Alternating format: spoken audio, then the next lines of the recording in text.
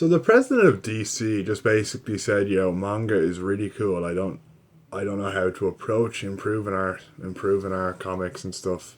They have more legitimacy in terms of literature because of the wide variety instead of just superhero comics.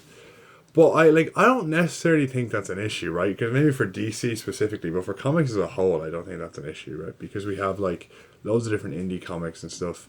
Like I know The Walking Dead's not a superhero comic. I know the creator went on to make Invincible and stuff. But like I think the main issue is like I like for one the slimness of the comic things like that. Like the paperbacks in manga, yeah, they're still paperback, but they feel a lot more tangible. Whereas comics just feel like newspapers, man. Disposable.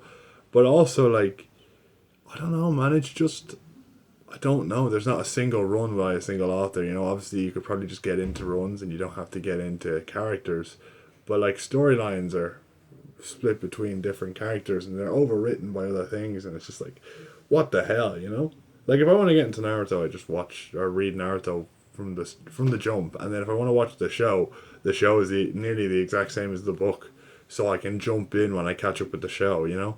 We don't I think like the adaptation part of manga is a really big selling point for it because you're able to like jump in once you finish the show and get straight into the manga.